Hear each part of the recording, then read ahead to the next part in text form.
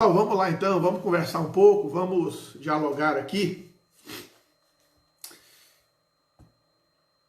Eu vou ser bem rápido, irmãos.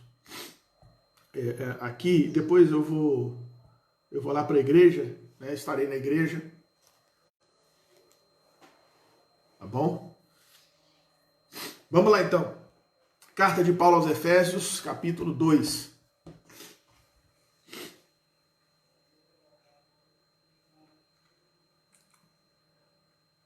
Versículo 8.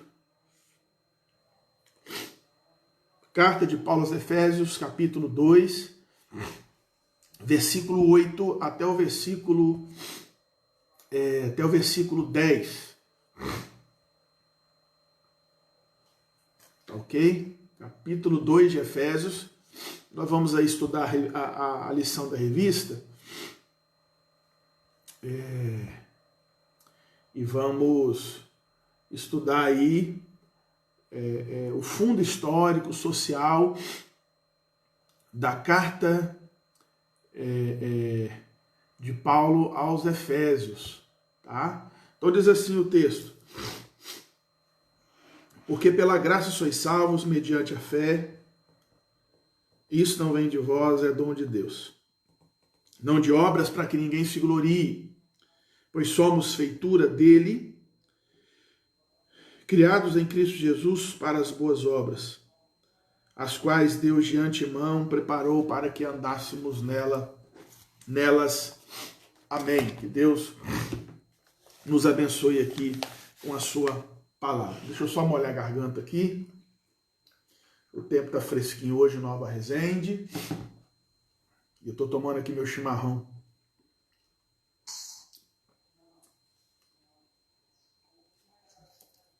Irmãos, a carta de Paulo aos Efésios é uma das epístolas mais lidas e estudadas no Novo Testamento. Eu mesmo, não sei se foi no início da pandemia ou no meio, mas eu mesmo fiz um estudo sistemático da carta de Paulo aos Efésios, estudando os 6 capítulos. Eu dei um pano de fundo, então quem participou dos estudos vai se lembrar de algumas informações que eu vou dar aqui na revista. Mas a gente estudou aí, deixa eu virar aqui um pouquinho, isso. Nós estudamos aí os 6 capítulos de Paulo, a carta de Paulo aos Efésios, capítulo por capítulo, e dentro de cada capítulo a gente foi estudando alguns temas lá dentro que Paulo foi trazendo. Então, e é uma das cartas, e é interessante, quando eu estava dando estudo, o pastor Vitor, em Areado, no mesmo período, também estava dando estudo da carta de Paulo aos Efésios. Então, é uma carta muito forte, é uma carta muito lida, né? João Calvino, ele considerava a carta de Paulo aos Efésios o seu livro favorito, né? John Knox, né? O presbiteriano escocês, né, lá da Escócia, o pai do presbiterianismo, ele pediu que os sermões de João Calvino em Efésios, deixa eu ver se eu tenho aqui, gente. Deixa eu ver aqui se eu tenho essa carta.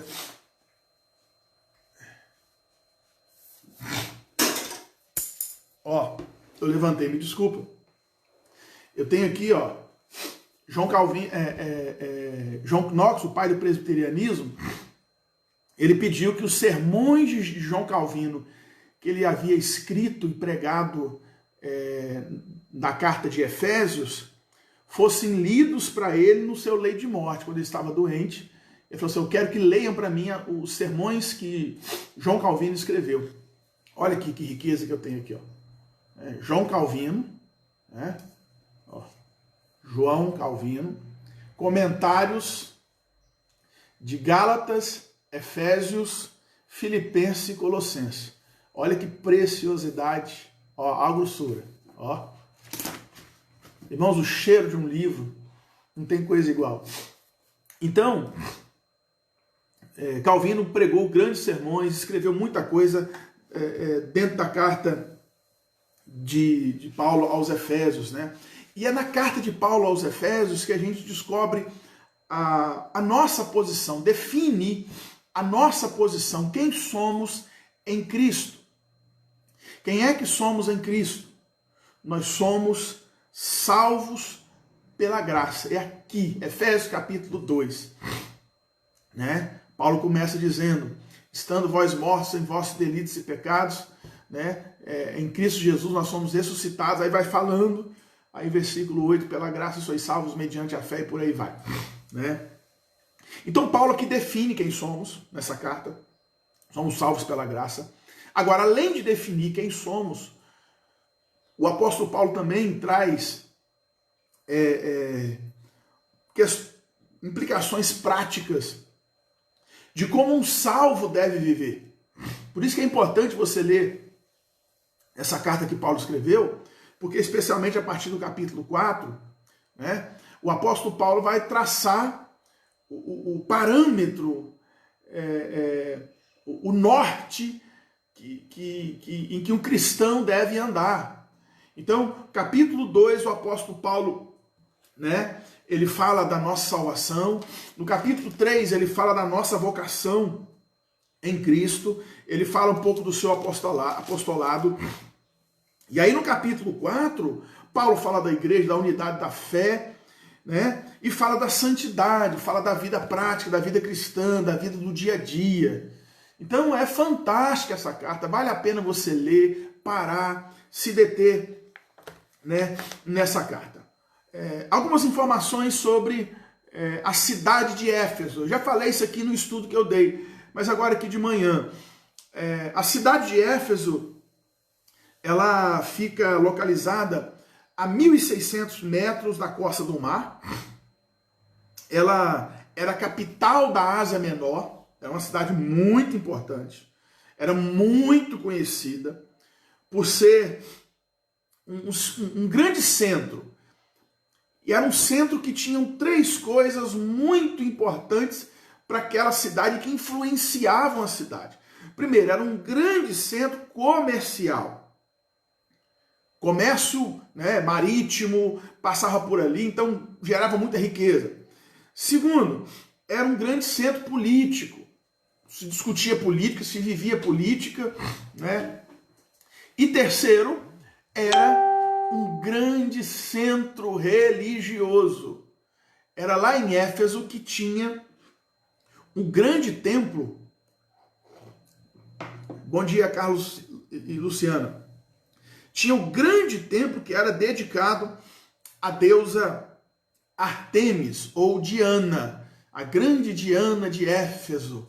Né? Era lá que era dedicado, que esse templo era tão majestoso, tão grande, que era considerado uma das 7 maravilhas do mundo. Né? Era um templo extremamente luxuoso, tinha muito luxo. Demorou, olha só, 220 anos para ser concluído. Né?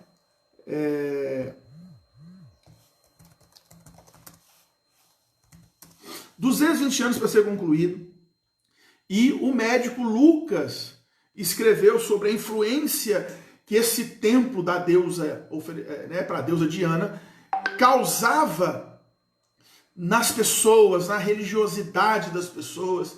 Era algo assim majestoso, né? Muito grande. Os moradores de Éfeso se orgulhavam desse templo e também eles tinham um teatro local ali que comportava mais ou menos 25 mil pessoas. Então, a cidade era muito comercial, muito política, mas muito religiosa. Era um templo a essa deusa. E interessante pensar uma coisa, que nesse templo havia um culto religioso a essa deusa, E esse culto religioso, eu já falei aqui, ele era mesclado com a prostituição cultural. Deixa eu só escrever um negócio aqui, irmãos.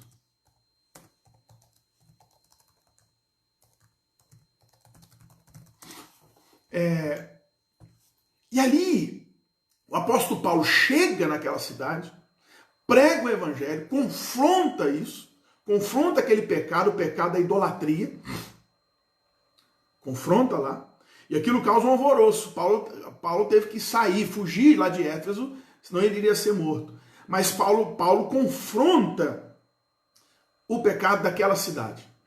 Aí eu queria perguntar para mim e para você, não precisa me responder aqui, não responda aqui, tá? A gente tem que ser cauteloso. Mas olhando para a nossa cidade, Nova Resende, 15 mil habitantes, pequena, você saberia me dizer, quero que você pense, não escreva aqui, qual é o principal pecado da nossa cidade? Da cidade de Éfeso era aquele grande templo à deusa Diana, e aquilo gerava um monte de coisa. Qual é o principal pecado da nossa cidade? E o que você, o que eu posso fazer para refrear esse pecado? Pense nisso. Só queria que você pensasse nisso, tá bom? Vamos lá. Contexto. Paulo visitou Éfeso no retorno da sua segunda viagem missionária. E na sua terceira, ele passou por ali. E na sua terceira viagem missionária, Paulo vai para Éfeso e fica lá cerca de 3 anos. E nesse período de 3 anos, Paulo teve tempo suficiente para reprimir o culto a Diana. Paulo pregando contra, a tal ponto de que os moradores daquela cidade se revoltaram contra Paulo, se levantaram contra ele, e foi necessário Paulo partir para Mileto,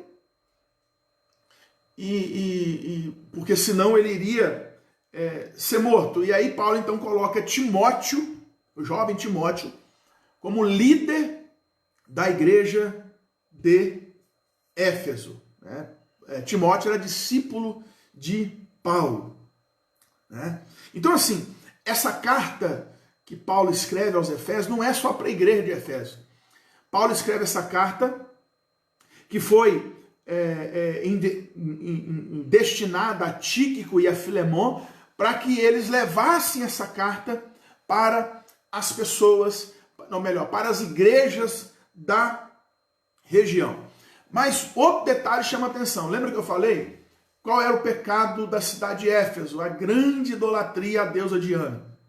E Paulo ficou 3 anos ali, e com a influência de Paulo, o culto a Diana chegou a diminuir, porque Paulo foi um influenciador para aquela geração e para aquela cidade. Aí eu quero te fazer uma outra pergunta. E aí, se você puder respondê-la, aí escrever, para a gente interagir um pouco, como você influencia as pessoas ao seu redor? Como é que eu posso influenciar quem está ao meu lado, ao meu redor, na minha cidade? Como cristão, eu sou um cristão em Jesus e sou um cristão presbiteriano.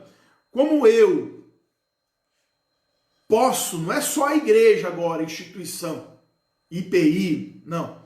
Como eu, como cristão, você como cristão, pode influenciar as pessoas ao seu redor. Como é que você acha que pode? Eu queria que você colocasse aí, né? Porque a atenção de Paulo para com os Efésios nos ensina que nós somos responsáveis por aqueles a quem influenciamos e que nos cabe cuidar deles. Paulo se sentia responsável, né, pelos Efésios, pela cidade. E aí o que Paulo fazia? Sentindo-se responsável, Paulo era um influenciador e ele gerava influências na vida das pessoas. Como você acha que nós podemos influenciar as pessoas aqui em Nova Resende? Com a nossa cultura, o nosso jeito de ser, né? com a maneira que nós temos aqui, que as pessoas têm que enxergar o mundo, como é que você acha que nós podemos influenciar, né? Você, pessoalmente, como eu posso influenciar as pessoas ao nosso redor? A Meire colocou aqui, o Meire Roberto, dando exemplo de vida. Tá aí, né? Então, vai escrevendo aí, à medida que você for escrevendo, eu vou lendo, tá bom? Aí eu vou continuando aqui. Qual o conteúdo da carta de Paulo aos Efésios? Antes de eu entrar no conteúdo, deixa eu me ater aqui um pouquinho a isso que eu falei, da questão de ser influência. Gente, não adianta. A gente influencia as pessoas. Mesmo se você não quiser, você influencia as pessoas. Sabia disso? Ou eu influencio as pessoas positivamente, ou eu influencio as pessoas negativamente. Eu, como um cristão, preciso influenciar as pessoas de maneira positiva a ponto de levá-las a pensar em Deus. Por isso que eu preciso pensar, como eu tenho influenciado? Será que eu tenho influenciado positivamente as pessoas que estão à minha volta ou não? Segundo estatísticas aí, nós somos mais de 40 milhões, outros falam 60 milhões de evangélicos no nosso país. E eu fico me perguntando, né? Eu fico me perguntando. Nós somos aí 30%, quase 30% da população de evangélicos, né, no nosso país. Que influência o povo evangélico tem exercido na vida das pessoas? Que influência o evangélico, o cristão, o protestante tem exercido na vida das pessoas? Claro, Maria José, nós somos influenciados também. Mas eu queria saber como nós podemos influenciar. Porque parece-me que nós estamos sendo mais influenciados do que geradores de influência. Nós chegamos na política e aí a corrupção que tem na política, não é que a política toda, mas existe a corrupção lá dentro. E quantos cristãos evangélicos são influenciados? Então eu preciso gerar influência e influência positiva. Então é uma reflexão que a gente tem que fazer, porque Paulo, nos 3 anos que ele morou lá em Éfeso, ele esteve lá, ele olhou para a cidade e falou assim, eu vou gerar influência positiva aqui na minha cidade. Eu vou mostrar, mesmo nas minhas falhas, nas minhas dificuldades, eu vou mostrar Deus para as pessoas. Pense nisso, tá bom? A carta de Paulo aos Efésios é uma carta carregada de muitas informações sobre doutrinas. O que é doutrina, gente? Doutrina é o ensino da palavra. É o ensino bíblico, é o que está na Bíblia. Muitas vezes nós colocamos os costumes humanos, né? Costumes como doutrina. Doutrina não muda. O que é pecado aqui é pecado lá no Japão. Agora, o que é cultura aqui não é cultura lá no Japão, é diferente. É bem diferente. Então, doutrina é o ensino bíblico para a vida cristã. Então, Paulo aqui nessa carta, né, os 2 primeiros capítulos aí, Paulo traz uma bela fundamentação da doutrina de Cristo. Capítulo 1, 2, capítulo 3 também, né? E aí o apóstolo Paulo depois, ele traz assim, aspectos práticos da vida cristã. Traz aspectos práticos da vida cristã. Né? Deixa eu ler aqui alguns comentários aqui, ó, que foi colocado. O Elton colocou: devemos influenciar as pessoas procurando ao máximo viver de acordo com a palavra de Deus, dando testemunho de verdadeiros cristãos. A Meire: nós cristãos somos vigiados o tempo todo, por isso dar bons exemplos, na minha opinião, influencia muito. Ok, verdade. Carlos e Luciana, verdade, a pandemia e sua proporção de divulgação deixou a população ao nível de medo e insegurança cada dia mais elevada. Influência negativa. As mídias fazem muito isso, pastor, verdade. Tá aí, a mídia fazendo isso. E nós, como igreja, o que nós estamos fazendo? Né? Mas vamos lá agora voltar aqui. O que Paulo começa a trabalhar aqui? Quais são as doutrinas que Paulo trabalha aqui? Né? Primeiro, Paulo fala da nossa posição em Cristo Jesus, capítulo 1 até o capítulo 3. Né? O apóstolo Paulo começa aqui contrastando o domínio que o pecado exercia sobre os irmãos de Éfeso. Olha, antes vocês viviam assim, mortos em delitos e pecados.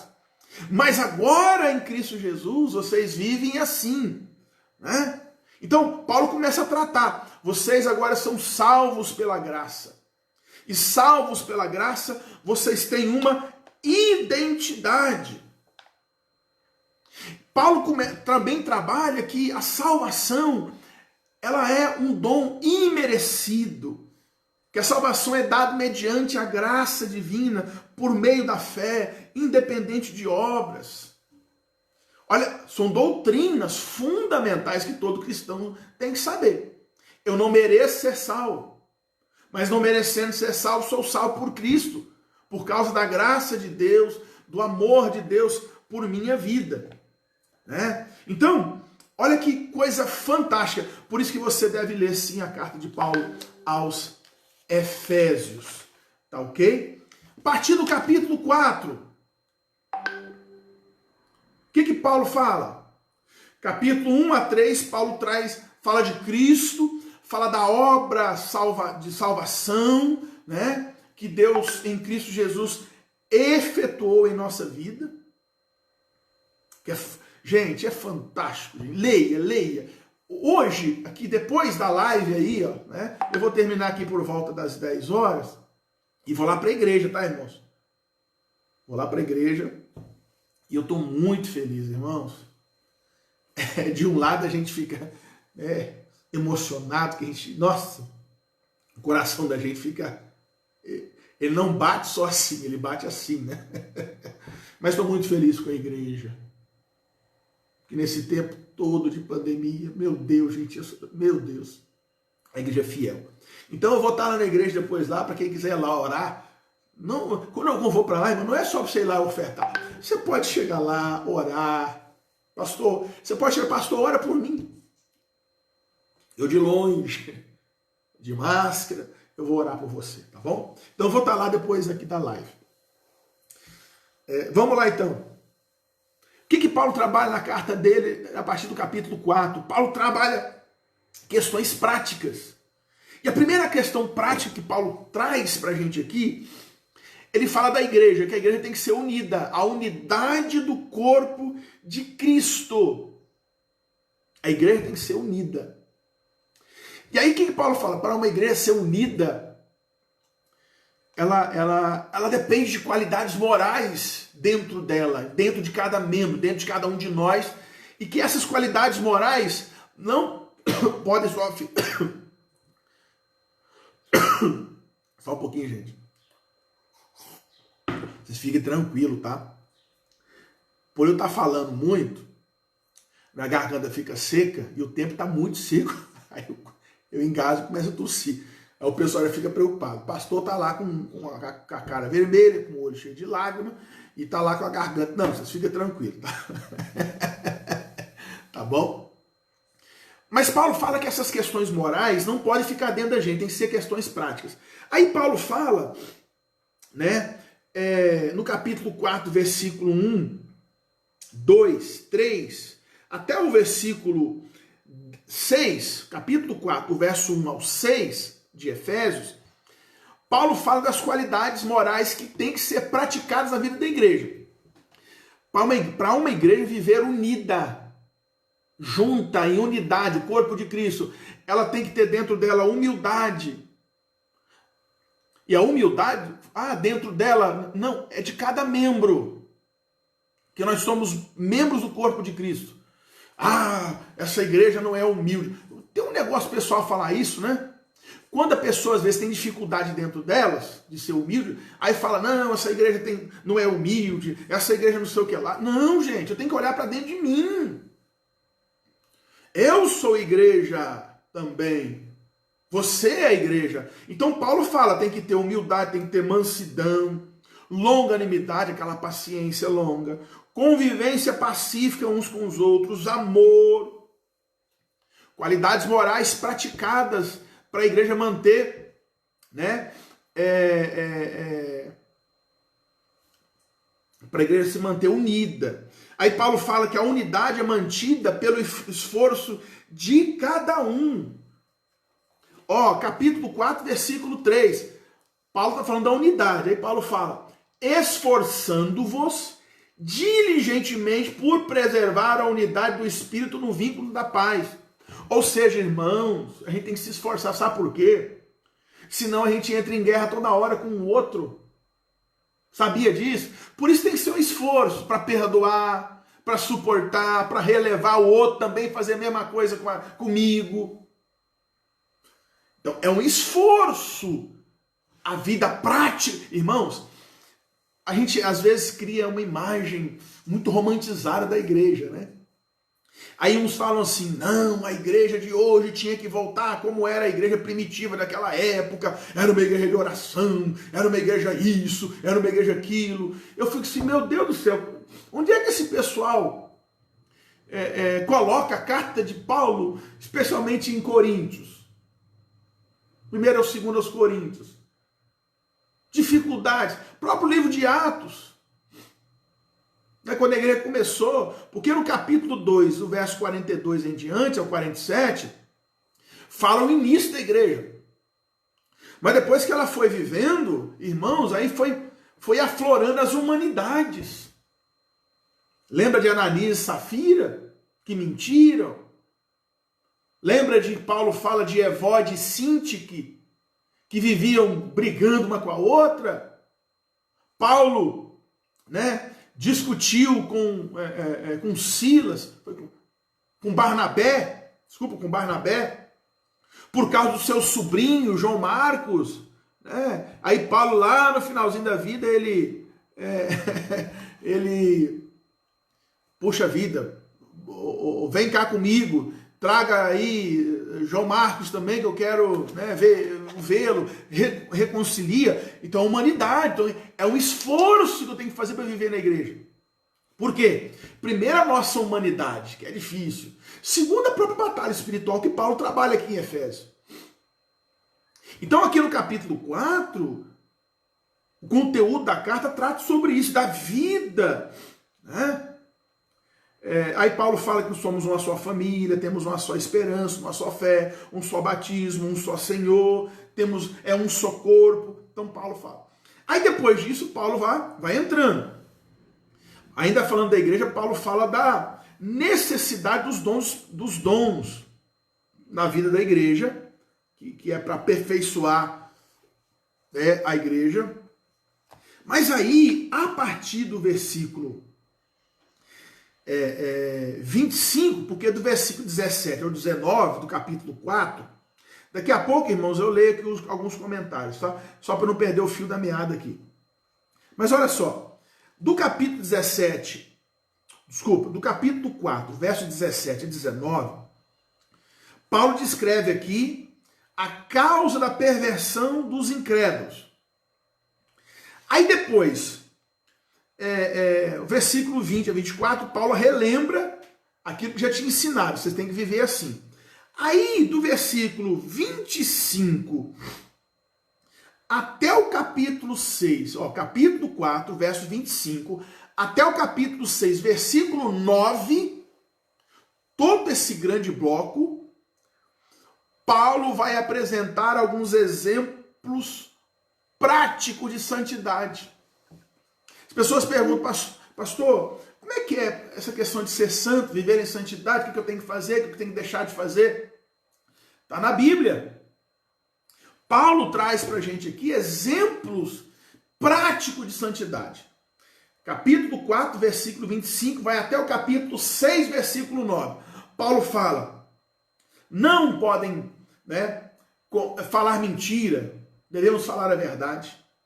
Paulo fala, não se deixem levar pela raiva, não guardem rancor, não furtem, mas trabalhem e contribuam, não usem a boca para o mal, mas para o bem, não sejam maldosos ou amargos, mas bondosos e amorosos, não falem bobagens e baixarias, mas lembrem-se sempre de agradecer ao Senhor. Olha para você ver, questões práticas que Paulo traz para a gente aqui. Olha a importância de estudar essa carta. Né? Aí, capítulo 5, Paulo começa a falar das relações interpessoais. Capítulo 4, versículo 25, até o capítulo 5, versículo 3 e 4, Paulo fala de questões práticas do dia a dia, como devemos viver, nos comportar, falar e por aí vai. Aí no capítulo 5, versículo 22 em diante, até o capítulo 6, versículo 9, Paulo começa a falar das relações humanas, que a gente está inserido, gente. Vida, relacionamento. E agora muito mais a gente está sabendo o que é isso, né? Como está fazendo falta os relacionamentos, na verdade. Como estão difíceis os relacionamentos dentro de casa. Aí Paulo fala dos deveres das esposas. Paulo fala dos deveres dos maridos. Dos deveres dos filhos, dos deveres dos pais. Dos deveres dos empregados. Dos deveres dos patrões. Relações humanas. Tá vendo, gente, a importância da palavra de Deus? Né? Então, eu quero chamar a sua atenção para algo. Nunca diga que o ensino doutrinário da Bíblia não é importante, gente. Eu quero fazer um apelo aqui para você. Quando voltar, não só os cultos do domingo, que eu fico feliz, irmãos, um dia eu falei, né, que muitos não foram muitos, alguns não vieram, tal, outros, alguns por motivo justo, e eu entendo, outros a gente não sabe. Mas quando voltarmos os cultos de quarta-feira, né? Quando voltarmos os cultos de quarta-feira, deixa eu mandar um beijão aqui, um abraço à minha sogra, né? A sogra querida, sogrita Evani, lá no Rio Grande do Sul. Tá calor aí, né, sogra? Tá um calorão lá no Rio Grande do Sul, vocês não imaginam. Beijão para vocês e para todo mundo. A galera tá aí, né? Deus abençoe todo mundo aí. Então, quando voltarmos os cultos de quarta-feira de ensino, porque por enquanto, né, mesmo quando voltou os cultos, só liberou para sábado e domingo, então deixei de quarta-feira. Mas quando voltarmos, valorize, irmãos. A gente dá estudo sistemático, dá estudo da palavra, da Bíblia. Irmãos, a igreja presbiteriana, eu não falo das outras porque eu não estou lá, mas eu sei também que as igrejas sérias valorizam o ensino. Então valorize isso. Valorize a vida do pastor, não só do pastor Jean, de todos os pastores que estudam, que tentam dar uma comida boa. Irmãos, de comida eu entendo. Gosto de comer, gosto de cozinhar, gosto de usar uns temperinhos diferentes, de fazer uma comida especial. E na mensagem é a mesma coisa. Então quando voltar, valoriza isso. Né? Sabe por que eu estou dizendo que o ensino bíblico, a doutrina da palavra de Deus é importante? Porque a boa conduta depende integralmente da boa doutrina.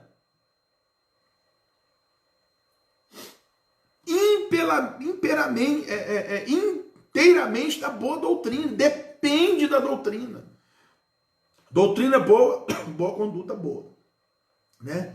Então, a carta de Paulo aos Efésios ensina ao cristão que não é suficiente apenas...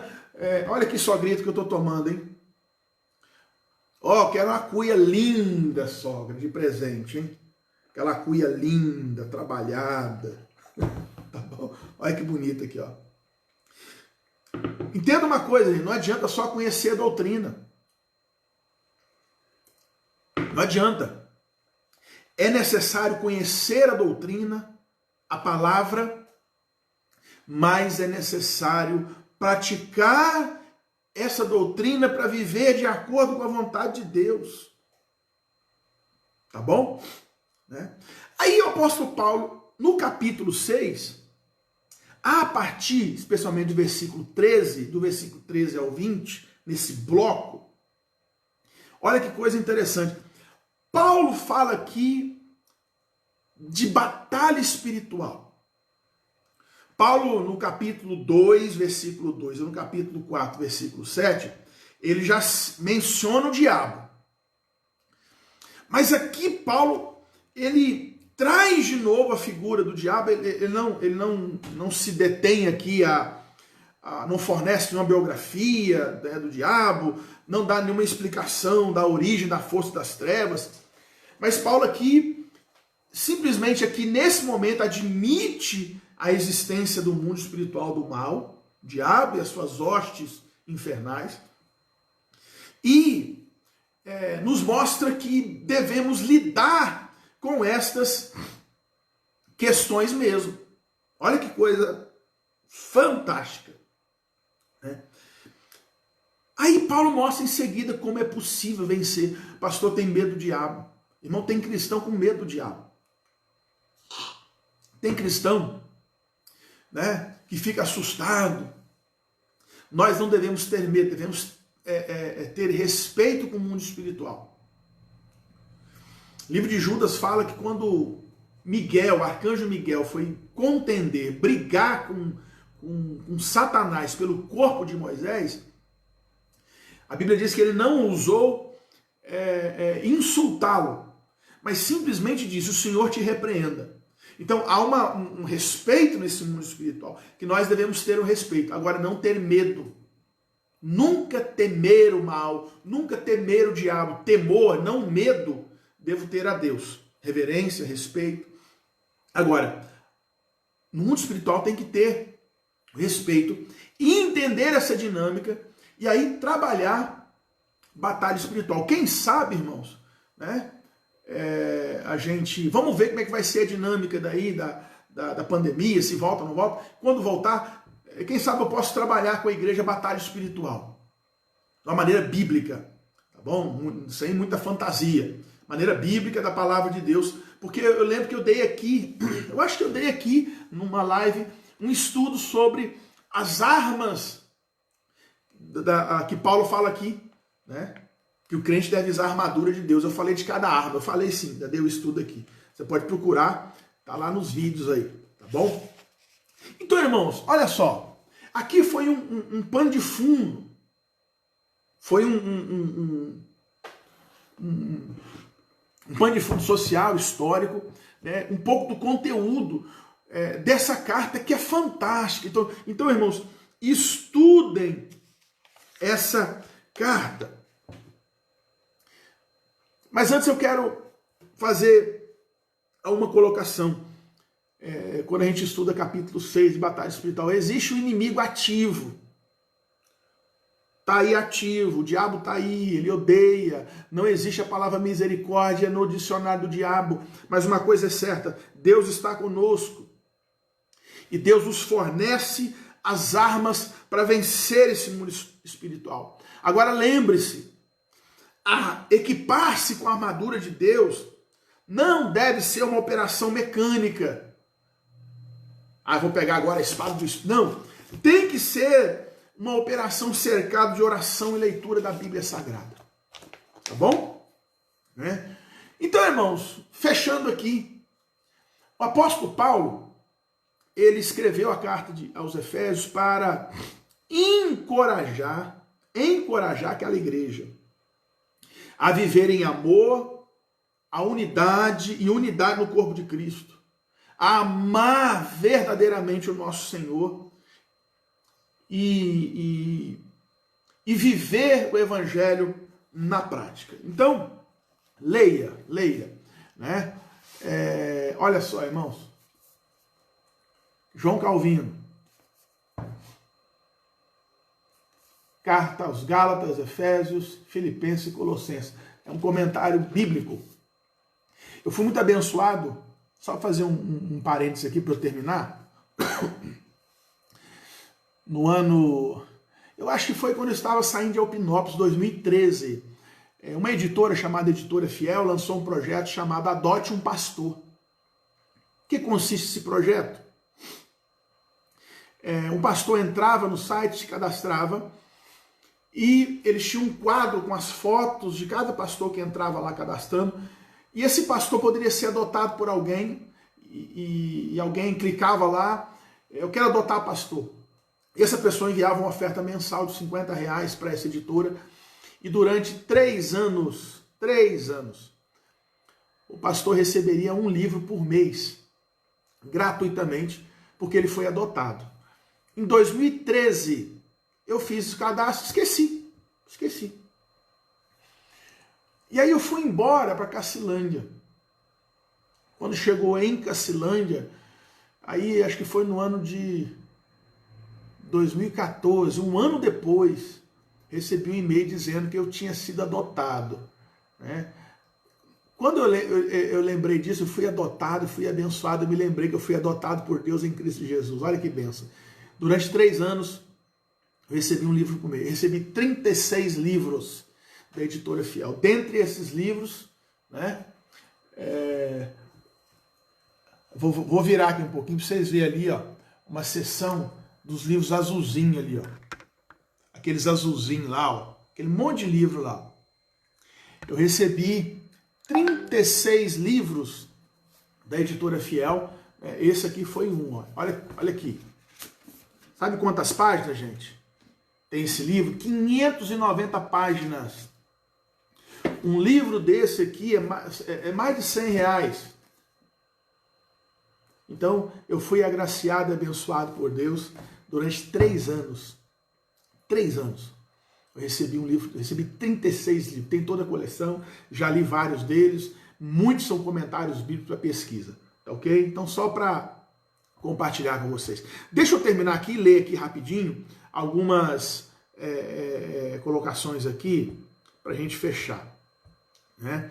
A Sônia Brito colocou, né? Como é que eu posso influenciar? Demonstrando um verdadeiro amor por Jesus, estar presente na vida das pessoas que precisam de nós, orando e apoiando-vos em seus momentos de dificuldade. Bênção, né?